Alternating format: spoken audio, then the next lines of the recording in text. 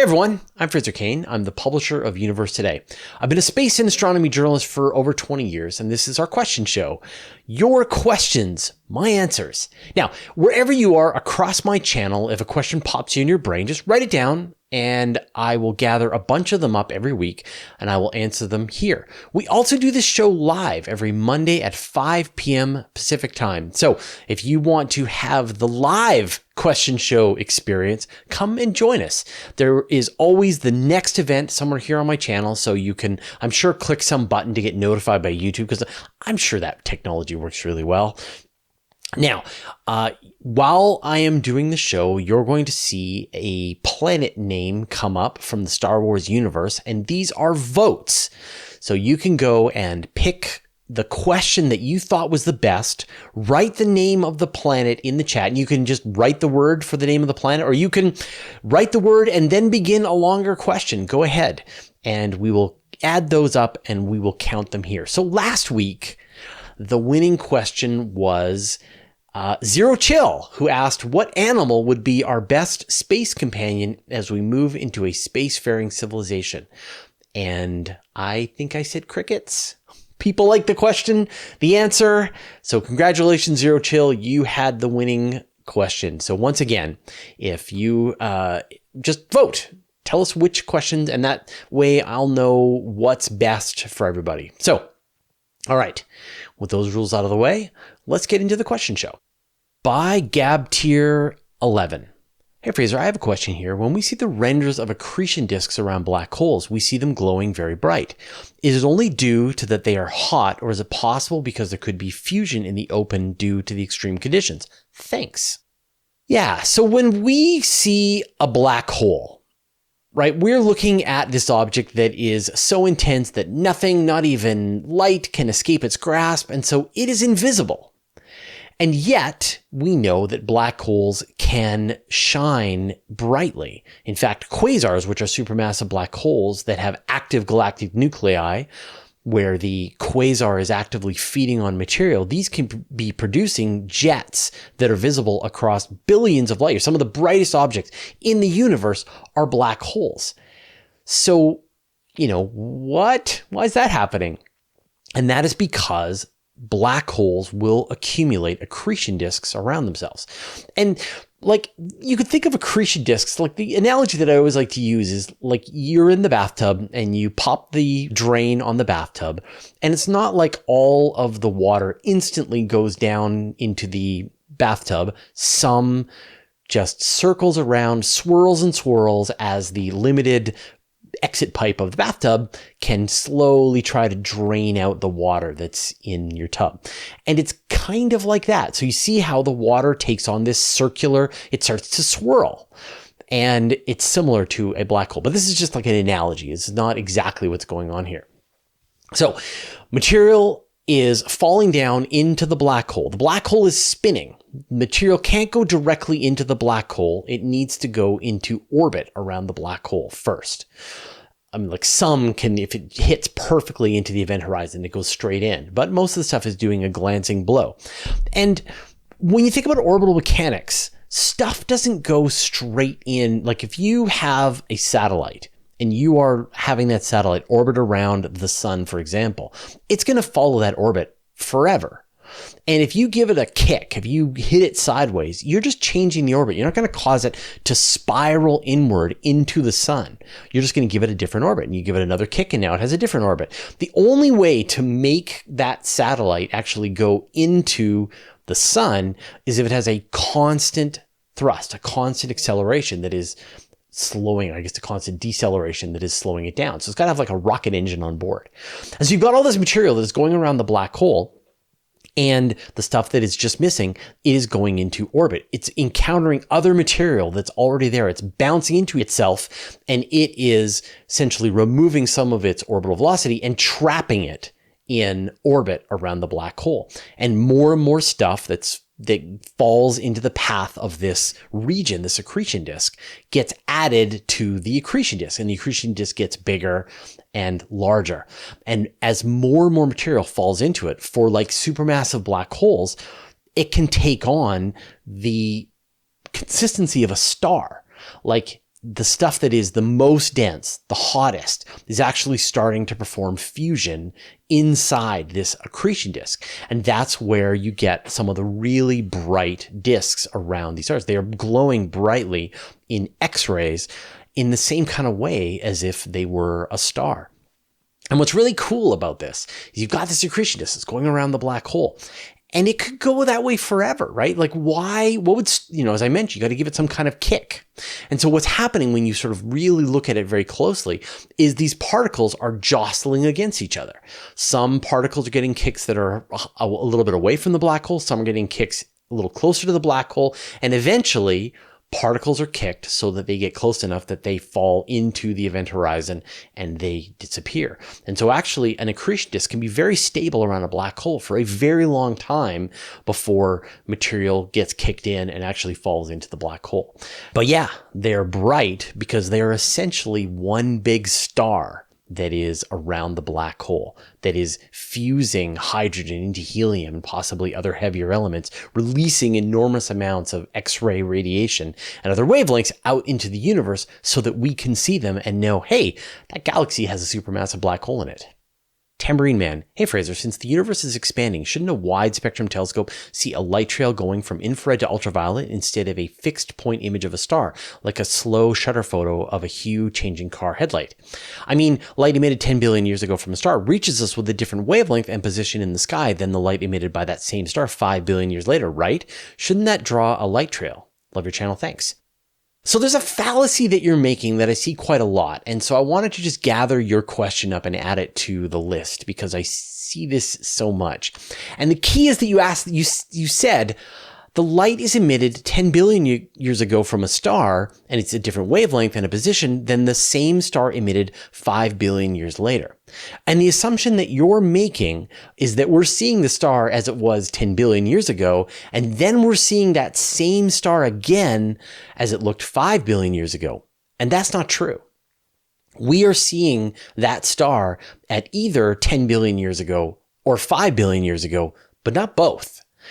And people are able to wrap their head around this idea that when you look out into space, you're looking backwards in time. When we see the sun as it looked 8 minutes ago. We see Andromeda, it's 2.5 million years ago. When we see the cosmic microwave background radiation, it's 13.8 billion years ago. And that we see out in space in this sphere where we're seeing galaxies as they looked 2 billion years ago and galaxies as they looked 10 billion years ago and everywhere in between. And for some reason, this causes this confusion in their mind that they're seeing the same object, but we're not. We're seeing different objects at the galaxy. If you would name it, right, we'll call it Galaxy A, and we're seeing it as it looked 2 billion years ago. We are not then also seeing Galaxy A as it looked 5 billion years ago. We might be looking at Galaxy B as it looks 5 billion years ago. And there's no way to see Galaxy B at 2 billion years ago. They are two different locations in the sky. And that's because the light is being emitted from these galaxies in one spot in the sky. And then those photons are passing us, right? They're going beyond us. And so we're not seeing them anymore. We're not seeing Andromeda at many different times in the past. We're seeing it as it looked 2.5 million years ago.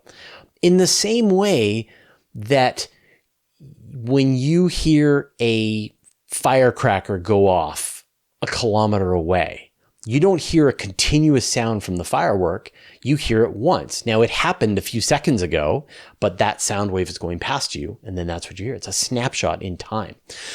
But we do see light changing over time. When we look at those galaxies that are 10 billion years ago, they're a different color than the ones that are closer. And that's because the light, the photons that are being released by that galaxy are redshifted in wavelength. And so we're seeing the farther backwards in time that we look, the more those photons are redshifted into other colors. And what's amazing, like a thing that astronomers can do that no other science can do, is they can look in any direction and they can see a galaxy that is 100 million years old, and then they can see one right beside it that is 2 billion years old, and then right beside that they can see one that is 10 billion years old. And they can see all three and compare. They're three different galaxies, but a galaxy is a galaxy is a galaxy. And so you can kind of compare and look at those three different kinds of galaxies and say, what's interesting about the age of the universe when we're seeing that galaxy at? And I know it's a head scratcher, but it's just important to remember that you're not seeing the same galaxy multiple times when you look out into the universe. Robert Carveth, why not turn meteors into spaceships? Haul them out and they would be more structural than a tin can.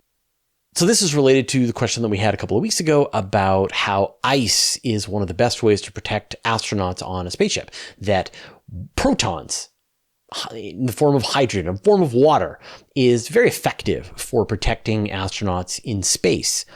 Rock is good too. And so if you are in space and you hide inside an asteroid, you've actually got a pretty good defense against cosmic radiation, solar storms, any other kind of radiation that you're going to experience out in space. And I love this idea of taking an asteroid, hollowing out the interior of it, and then setting off on a journey to a star system. Because, I don't know, it's kind of like setting off with a life raft that is filled with supplies. When you think about what's in an asteroid, you've got gigatons of oxygen, of iron, of aluminum, of silicon, of hydrogen. You've got water, you've got various, ammonia, you've got all ices, all kinds of stuff locked inside this thing. And so you build this tiny little colony or a tiny little base inside the asteroid, protected from the radiation.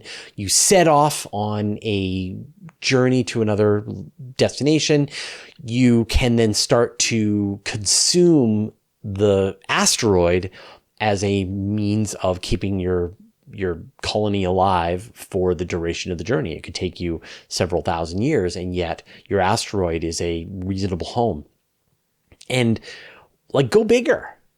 I mean, if you're going to have to make this journey and you're going to have to keep people alive for a long period of time, for multiple generations, I really think that if you're going to try and keep people on a generation ship, like a small generation ship, something that is like the Enterprise sized, it's bordering on a crime against humanity, right? Children are born and they're like, what is my purpose? Your purpose is to procreate and die here on this spaceship. Welcome to the universe. But when we think about Earth, right? We live on planet Earth. We live on a planet. We are consuming energy that is coming into planet Earth. We are consuming the various elements that are located on it. And we don't go crazy and we don't have these existential crises about how our parents have brought us into this world and our only purpose is to make sure that the generation ship makes it to its destination. It's just that Earth doesn't have a destination. But imagine if it did. Right? Imagine if planet Earth was being sent to another star system and it was making the journey through the cold vastness of space and was keeping us alive. And you'd have this whole planet to keep yourself entertained. Sure, the surface would suck, but underground, once you get a few kilometers below the surface, it'd be nice and warm. There'd be lots of things to do. Cities underground.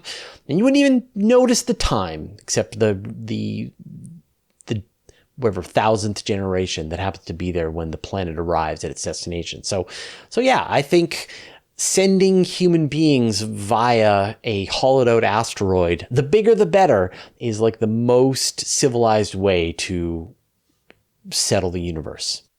Rules of Imager.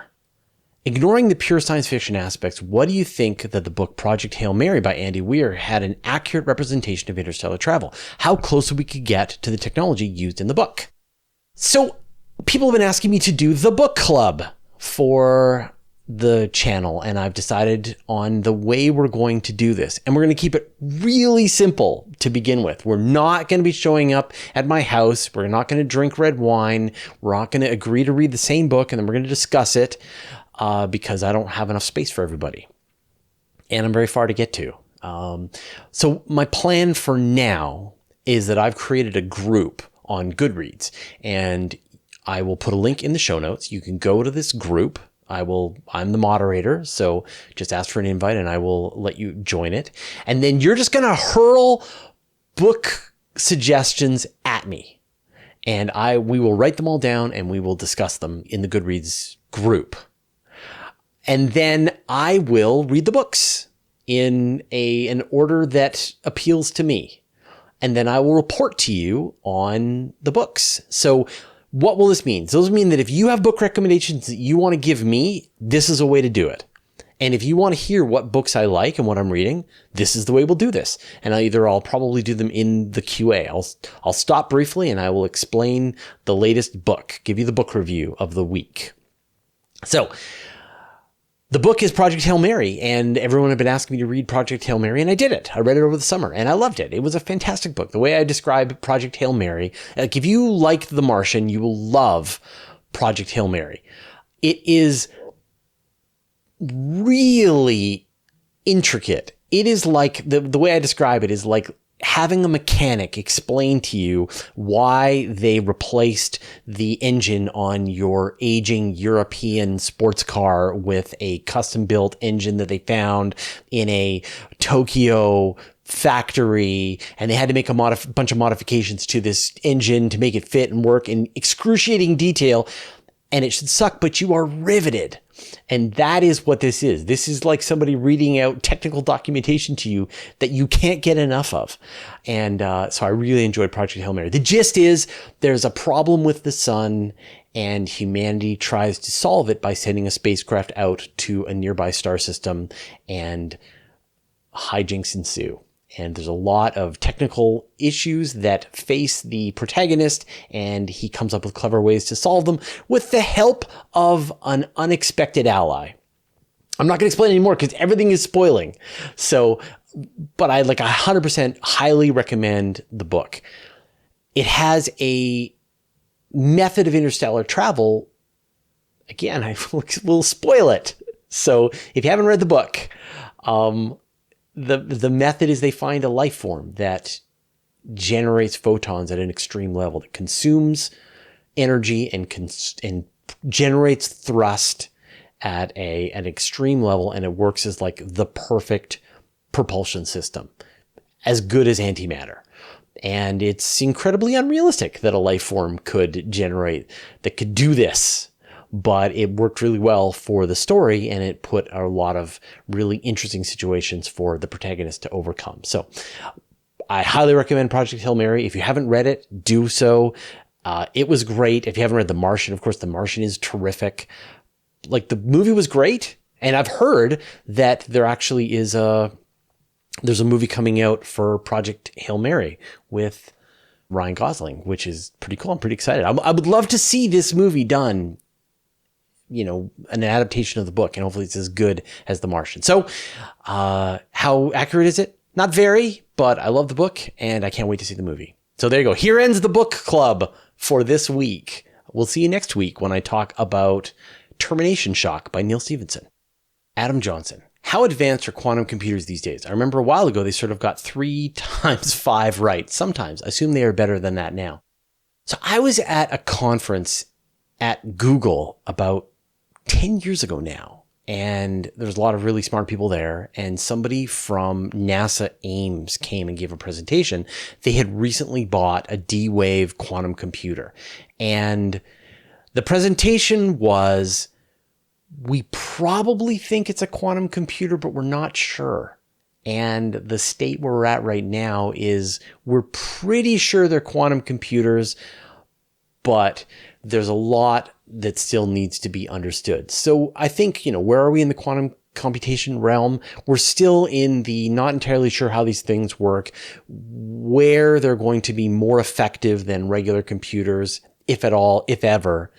And, let's talk again in 10 years, maybe. But I want to use this question as a chance to shamelessly self-promote an interview that I just did with Lee Feinberg, who is the optics manager for the James Webb Space Telescope. It's a long interview. We talk quite a bit about the current state of Webb. We talk about the telescope that comes after Webb, LUVOIR, whatever it's going to be, and then maybe like the telescope that comes after LUVOIR. And then stuff gets weird. And we talk about the idea of a quantum computer telescope that right now, telescopes, when they receive photons, all they're doing is they're recording the brightness of the photon and then they're throwing it away. And they're essentially translating the brightness of the photon, the wavelength, and then moving on. But actually, there's a lot more quantum information that is held in the photon. So what if you could hold on to all that information, have the telescope receive the photons at a quantum level? There's also this idea of quantum teleportation, that we can take particles and we can teleport them quite far away. So the telescope could be grabbing photons, teleporting them to Earth, where they can be studied in a quantum computer. And then there's this other idea of quantum interferometry, where you can have two telescopes that are separated by a long distance. They can both be gathering photons at a quantum level. They can be teleporting their photons to a central quantum computer. And then because of the way these quantum computers work, they can be interfered. They can be like an interferometer. They can be combined together instantaneously. And you don't have to have them being aligned up in real time the way you do with a visible light interferometer, like the Very Large Telescope or things like that. That you can just take one set of data from one telescope, set of data from another telescope. You can combine them on a quantum computer and they will instantly mash together and give you a result. And so the idea is that you could launch multiple of these telescopes separated by thousands of kilometers. They are teleporting their data feeds back home. You are combining the light and you are effectively having a telescope that is the size of the distance among them. And so you could, according to Lee, build a telescope that lets you see say a planet Earth at a 1 megapixel resolution, like an Earth around another star.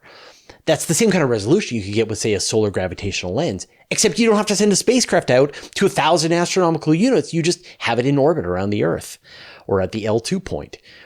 And you can point it at anything that you like. So, and all of the technology is sort of in the works right now. So it's a mind-bending interview. If you haven't already, listen to this interview with Lee Feinberg. It is one of the craziest conversations I've ever had on this field, and I think you will get a lot out of it. So that's it. Hopefully you'll get some interesting questions answered about quantum computers in that interview.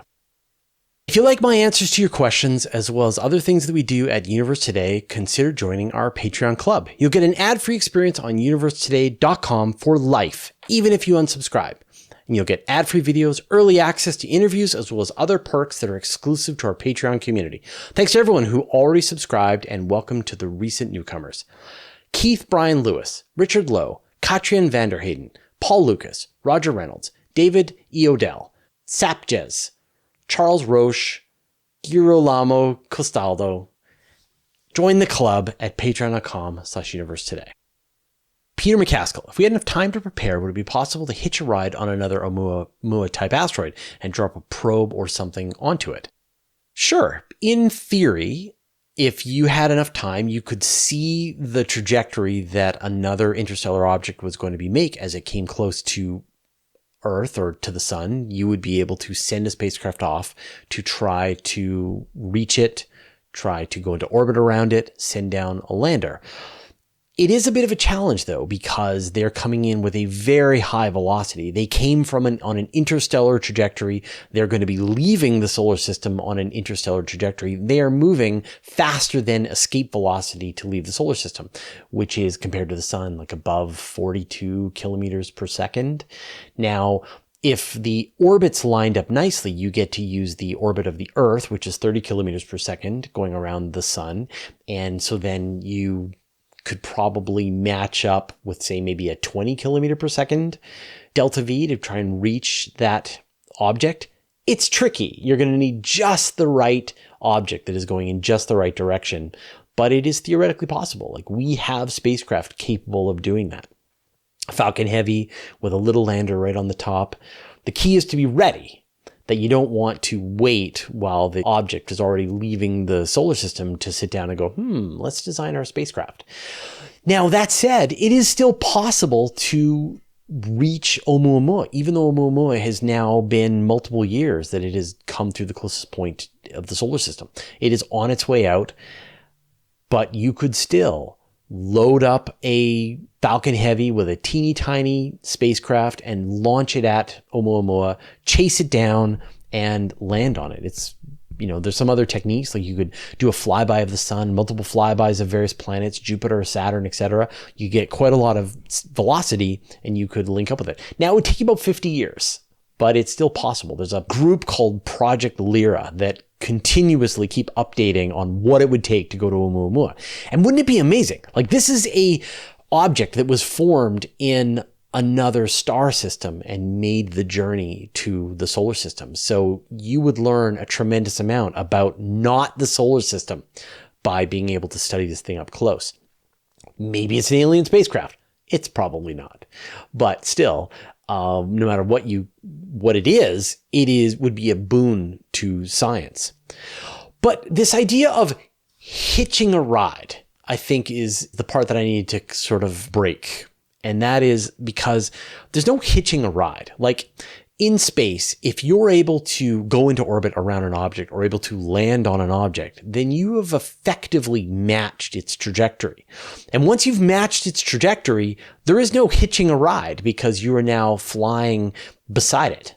And so you have done all the hard work to get to it. And then you're just going to be following along with it forever, or you're going to land on it and follow it forever.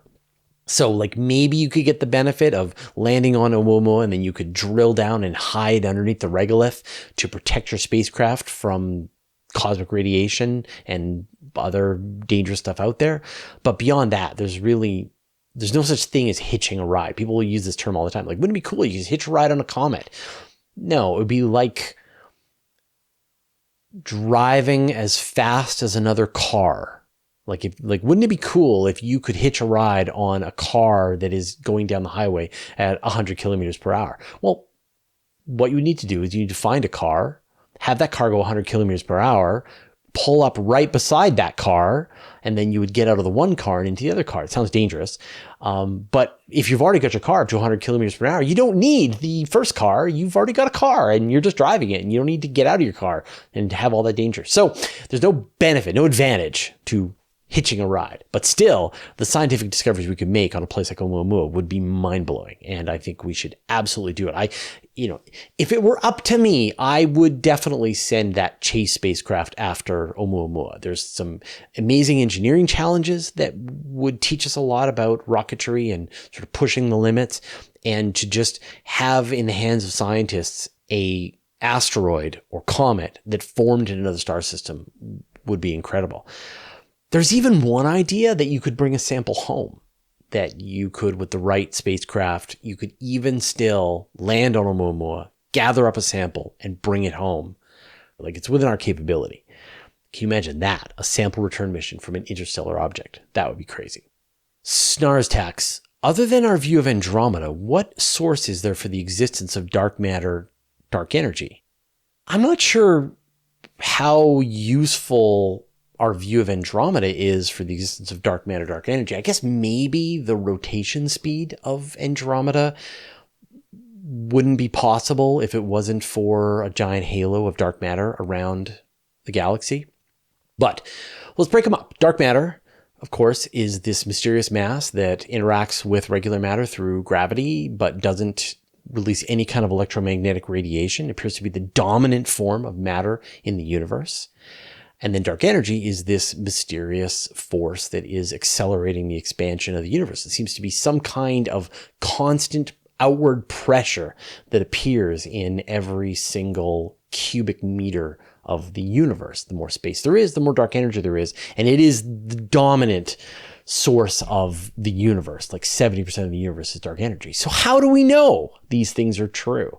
And it would take me a whole episode to run through the chain of evidence that got us to the point that the modern understanding of dark matter and dark energy.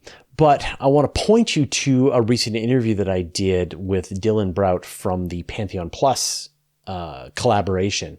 And what they did was they measured 1,550 Type 1a supernovae, which are a certain kind of star that goes off with a very certain kind of brightness. And when you see one of these, you measure the brightness, and that tells you how far away the thing is. And with 1,500 of these, they were able to measure the expansion rate of the universe at different points along its history. And what they were able to find, to a level of accuracy that no other sciences can really do. So to 5 sigma accuracy. In other words, there's a 1 in 3.6 million chance that they're wrong. They were able to measure the ratios of matter to dark matter. So how do you measure the amount of matter to dark matter and measure the sort of total quantity there? And so what they did was, essentially, when you think about the Big Bang, you've got all of these galaxies that are spreading outward after the beginning stages of the universe. The question you want to ask yourself is, well, you've got all this mass. Is this mass, who knows what set it off in the first place? Question mark, question mark, question mark. But it is definitely getting less dense. Things are definitely moving away from each other today. So if you add up all the mass of all of those objects, can you get a sense of whether or not they're going to come together? They're going to slow down through their mutual attraction and eventually just form one giant ball somewhere in the universe. Maybe a big crunch. And so astronomers sort of calculated the mass of the universe. And the way they did that was by measuring these type 1a supernovae. They were able to see how fast the universe was expanding at different points in its history. So you've got a bunch of type 1a supernovae that are close by. You've got more type 1a supernovae that are farther. You've got more type 1a supernovae that are even farther than that.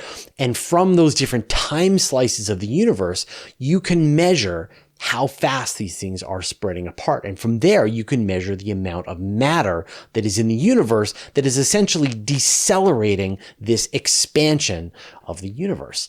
And they were able to measure the accuracy of the dark matter and the matter. We know how much matter there is because we can count it, we can see it. You add up all the galaxies, you measure the gas in between. That gets you one number, and then the rest is dark matter, the stuff you can't see. And again, they were able to measure this to 5 sigma accuracy. And the thing that's really weird is at about the 7-8 billion year mark, when you would be expecting the universe to be slowing down on this very smooth curve, it starts to speed up and just is going faster and faster and faster. And this is dark energy. And the first discovery was made back in 1998 using type 1a supernovae. And now with this modern measurement, again, we're at 5 sigma accuracy. So there's a 1 in 3.6 million chance that there is no dark energy. And that's just one line of evidence. I mean, you can look at galaxy rotation curves. You can look at the signal in the cosmic microwave background radiation. You can look at gravitational lensing from clusters as matter is lensing the light from more distant objects. There's many, many independent lines of evidence that show that dark matter and dark energy are there. Nobody knows what they are. And that's fine. Like, one thing at a time. Right? Let's figure out that this thing exists, or that these things exist, that these things are present in the universe, that there are mysteries that need solving. And once you get to that point, then comes let's figure out what they are. Let's launch the Nancy Grace Roman Space Telescope, which is designed to measure the expansion rate of the universe at a level of accuracy that's never been seen before. Let's build the Vera Rubin Observatory, which is going to be mapping not 1,500 supernova, but 1 million supernova to, again, measure the accuracy of the expansion of the universe at different times in its history. And then let's examine the universe in gravitational waves. Let's examine the universe in neutrinos. Each one of these different ways of looking at the universe gets us closer, if not answering what they are, at least parameterizing, understanding their impact and influence on the universe, and starting to reject various ideas for what they could be. And it might be, again, that we never know what they are, but it might be that after a while, you've rejected every possible idea, and whatever remains is the most likely, the one that has the most evidence for it. Nate King: if the background microwave radiation at the edge of our observable universe was generated during the Big Bang, how could there be anything past that point? So when we see the cosmic microwave background, we are seeing the universe as it looked 13.8 billion years. The light that was released at the cosmic microwave background has been traveling for 13.8 billion years. Well, 380,000 years after the Big Bang, the beginning of the universe. And it is the farthest that we can see in radiation because at that point, the entire universe was effectively like a red giant star and was ionized. And so the light couldn't escape. And then finally, you got this point where light could finally escape out into the universe. And so every second that goes by, every minute that goes by, we are seeing the new region of space that is releasing this light for the first time. There's like this expanding sphere around us where the universe is releasing their first light. And then the next, a minute later, a little bit farther, and it's releasing its first light. And then a minute later, another bigger sphere, and it's releasing its first light. So that's because, but that's the only reason that's the case is because light takes time. Light moves a light year per year. And so that's not what the universe is really like. The universe might very well be infinite. And so if you travel a billion light years, 10 billion light years in any direction, you're going to see a modern mature universe like we have here today. Spiral galaxies, gas, supermassive black holes, planets, etc. in all directions, maybe forever.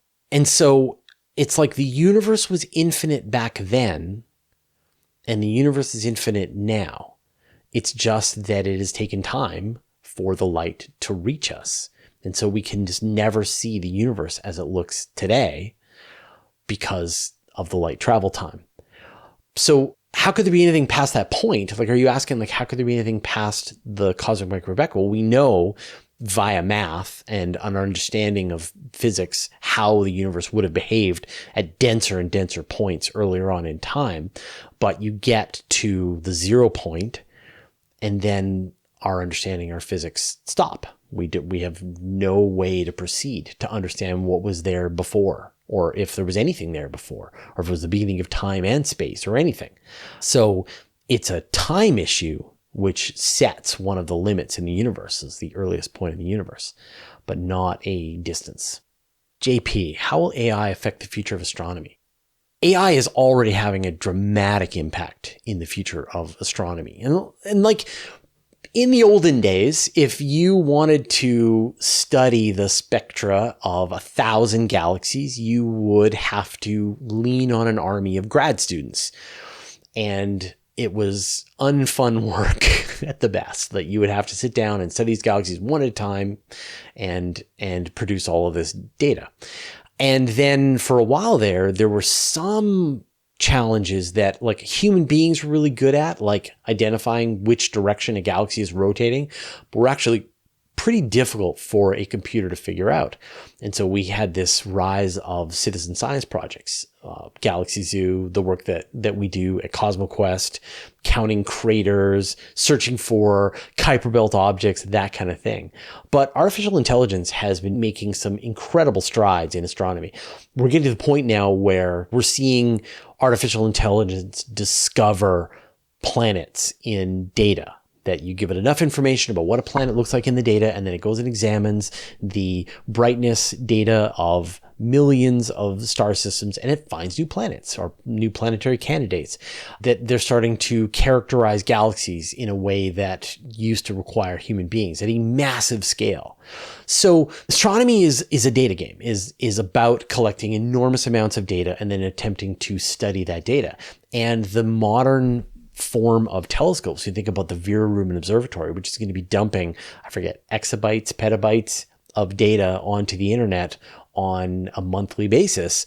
No human being can go through this much data, but a computer can. And so if you can properly train with machine learning, I mean, it's not exactly artificial intelligence, so like, don't send me the angry emails. But if you can properly train an algorithm to recognize what a galaxy is, or a certain kind of nebula, or a certain kind of star, or a supernova, or whatever, or an asteroid, or so on, then you can have them go and crunch through data with a lot of accuracy. So, I mean, not only will the future really involve machine learning, it's going to depend on it. to really make any meaningful. Like, how do you study the atmosphere of 50 million exoplanets without leaning on a machine learning algorithm to do it? Karate Master. Fraser, would you get yourself cryogenically frozen and then asked to be thawed out in a couple of 100 years? Like, if it was safe, then absolutely. Like, if I knew that it would work and that after I died, I could be cryogenically frozen and then someone wasn't going to just forget and let me thaw out and rot in a tube somewhere, then yeah, I would do that. I like the idea. I'm excited about the future, and I would love to see. People always ask me this question, right? Like, would you rather live in the past or would you like to live in the future? Future. Like, obviously we have some challenges, so like maybe after the climate wars, but I am pretty excited about all of this technology. And like after the robot uprising, after the global pandemic, the genetically engineered pandemic, then you can unthaw me. When we've made peace with the robots, when we've outlawed the technology to do gene splicing to create your own pandemics, and then after the whole planet is carbon neutral. That's when I'd like to see what the future looks like. But no, I'm excited about the future. And like when I think about my career, the kinds of stories that I am excited about, the kinds of things that I gravitate towards are stuff that's in the future, but is tangible, that's doable, stuff that's in the near future. New ideas for telescopes, new ideas for missions, interesting ideas to solve vexing astronomical challenges. I'm excited about the future. I always have been, and I would love to see what happens next. I'm an early adopter about everything. But would I get myself cryogenically frozen now if I knew that it was 100% safe and I could see the future? Maybe. I know my wife would. So if we could do it together, probably. Yeah. Okay, those are all the questions that we had this week. Thank you, everyone, for hanging out. Don't forget to vote in the comments below for the question that you thought was the best. Remember, we record these shows every Monday at 5 p.m. Pacific time. So if you want to join the show, put in some kind of like notification, click the notification bell, subscribe, all of the YouTube stuff, and we'll see you on the live show or on the next question show. Thanks, everyone. If you want to stay on top of all the important space news, join my weekly email newsletter. I send it out every Friday to more than 55,000 people. I write every word, there are no ads, and it's absolutely free. Subscribe at universetoday.com/newsletter. You can also subscribe to the Universe Today podcast. There you can find an audio version of all of our news, interviews, and Q&As, as well as exclusive content. Subscribe at universetoday.com/podcast or search for Universe Today on Apple Podcasts, Spotify, or wherever you get your podcasts. A huge thanks to everyone who supports us on Patreon and helps us stay independent. Thanks to all the interplanetary researchers, interstellar adventurers, and the galaxy wanderers. And a special thanks to Josh Schultz and Andrew M. Gross who support us at the Master of the Universe level. All your support means the universe to us.